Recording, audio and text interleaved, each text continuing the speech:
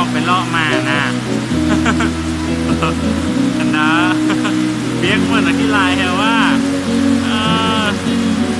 พวกงามคือตัวอื่น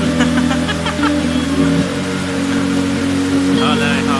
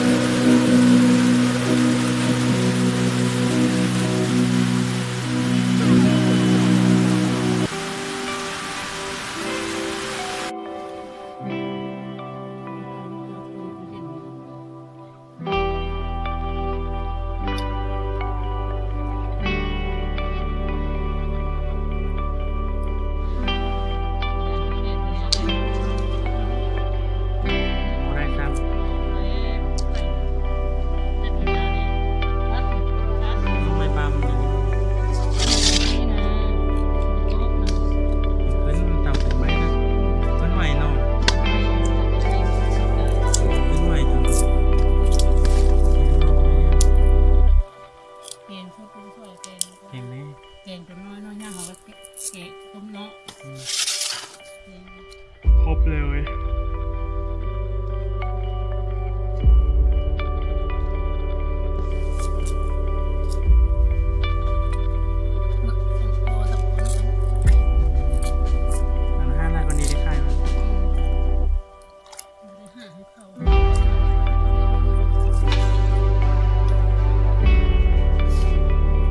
ลมไหมขึ้นแล้วความผสมตอนนี้ลมกำลังมาแล้วเพื่อนเนาะพายุกำลังเขาได้ยินเสียงกระซี่บ่เพื่อนๆสังกะซี่ลมบ่แห้งๆเนาะ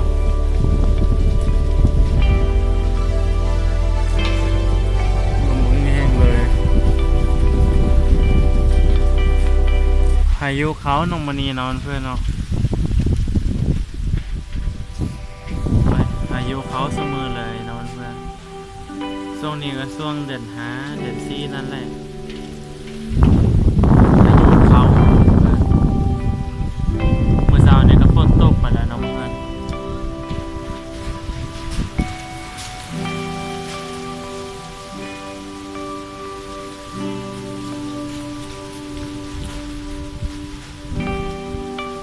ลมบักแห้งๆเนาะเพื่อนเนาะไปยังหันได้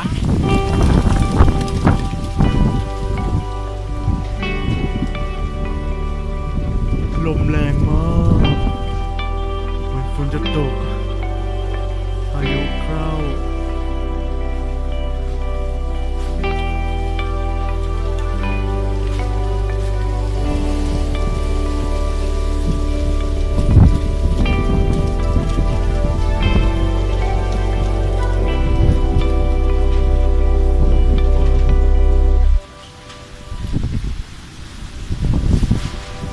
พายุเขาคล่องแท้เลย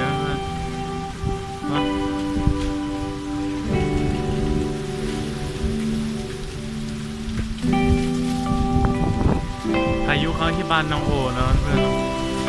โอ้ my gosh ผมมีต้นไม้บังเด้